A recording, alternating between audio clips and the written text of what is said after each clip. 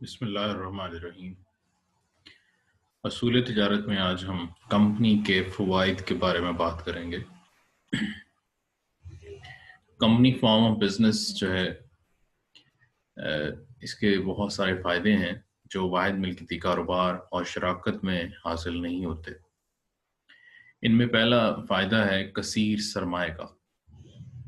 واحد ملکیتی کاروبار میں اور شراکت میں کثیر سرمایہ اکٹھا نہیں ہو پاتا، جس کی وجہ سے بزنس کو ایکسپینڈ کرنا تقریباً ناممکن ہے۔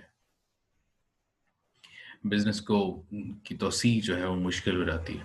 کمپنی میں چونکہ سرمایہ کثیر ہوتا ہے، اس لیے کمپنی میں وسیع پیمانے پر چونکہ حصے فروخت کیے جاتے ہیں، اس وجہ سے کمپنی کے پاس سرمایہ کثیر ہوتا ہے تو بہت بڑے پیمانے پہ کارخانے لگائے جا سکتے ہیں، بڑی کمپنی، بڑے مینوفیکچرنگ ہاؤسز بنائے جاتے ہیں۔ دوسرا فائدہ کمپنی کا ہے سرمایہ کاری میں اضافہ۔ سرمایہ کاری میں اضافہ سے مراد ہے کہ کمپنی بنانے سے بہت سے لوگ حصص کی خریداری کرتے ہیں۔ امیر لوگ بھی اس کے حصہ دار بن سکتے ہیں اور غریب لوگ بھی کمپنی کے حصہ دار بن سکتے ہیں، کیونکہ کمپنی کے حصص کی جو مالیت ہے وہ بہت تھوڑی ہوتی ہے۔ تو عام طور پہ ایک شیئر جو ہے وہ اس کی پار ویلیو 10 روپے یا میکسیمم 100 روپے رکھی جاتی ہے، لیکن مارکیٹ میں وہ اگر مہنگا بھی سیل ہو تو 300 400 سے 5000 3000 4000 روپے پر شیئر کے حساب سے سیل ہوتا ہے۔ تو اگر بہت زیادہ پریمیم بھی رکھا جائے تو بھی جو چھوٹے انویسٹرز ہیں ان کی اپروچ میں رہتا ہے۔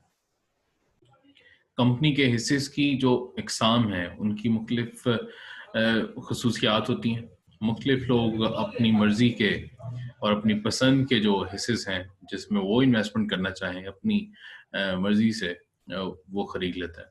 تو یہ بھی فائدہ کمپنی میں موجود ہے کہ آپ جس ٹائپ کی انویسٹمنٹ کرنا چاہتے ہیں وہ آپ کی اپنی مرضی ہے۔ آپ ترجیحی حصص خریدنا چاہیں یا عمومی حصص خریدنا چاہیں۔ ترجیحی حصص میں کچھ فوائد ہیں، کچھ فوائد عمومی حصص میں ہیں۔ جو لوگ زیادہ خطرہ مول لینا پسند نہیں کرتے وہ نہ تو ترجیحی حصص خریدتے ہیں نہ عمومی، بلکہ وہ کمپنی کے تمسکات یعنی کہ ڈیبینچرز خرید لیتے ہیں، کمپنی کو کے لون کے سرٹیفکیٹ خرید لیتے ہیں۔ تو ہر قسم کی سرمایہ کاری کا موقع کمپنی میں موجود ہے۔ چوتھا بڑا فائدہ کمپنی بنانے کا ہے محدود ذمہ داری، کہ کمپنی کا سب سے بڑا فائدہ جو شیئر ہولڈرز کو ہوتا ہے وہ اس کی ذمہ داری کا محدود ہونا، کہ کمپنی کے نقصان کے ذمہ دار لوگ صرف اور صرف اپنے سرمایہ کی حد تک ہیں، ان کی نجی جائیدادیں محفوظ ہیں۔ اگر کمپنی کو بہت زیادہ نقصان ہوتا ہے تو شیئر ہولڈرز نقصان کے ذمہ دار نہیں ہوتے، شیئر ہولڈرز کا صرف اتنا ہی نقصان ہوتا ہے جتنا انہوں نے کمپنی میں انویسٹ کر رکھا۔ پانچویں چیز ہے مشترکہ سرمایہ۔ کمپنی کا کاروبار زیادہ مستقل اور پائیدار ہوتا ہے، کیونکہ کسی صدر کی موت کے دیوالیہ ہونے سے کمپنی میں کوئی رکاوٹ نہیں پیدا ہوتی۔ اگر کوئی پرسن کی ڈیتھ ہو جاتی ہے تو اس کے شیئرز اس کے ورثاء کو منتقل ہو جاتے ہیں۔ اگر کوئی پرسن دیوالیہ ہوتا ہے تو اس کے شیئرز کوئی اور خرید سکتا ہے، اور اگر کوئی پرسن اپنا چھوڑنا چاہتا ہے، بزنس اپنا شیئر چھوڑنا چاہتا ہے تو وہ کسی کو بھی سیل کر سکتا ہے۔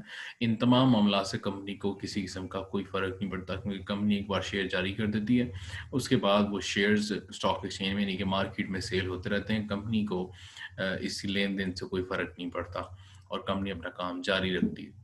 بہتر انتظام لوگوں کے ہاتھ میں ہوتا ہے، کیونکہ زیادہ لوگ ہوتے ہیں، پروفیشنل لوگ ہوتے ہیں، پروفیشنل لوگ ڈائریکٹرز کے طور پہ ہائر ہو جاتے ہیں، الیکٹ ہو جاتے ہیں۔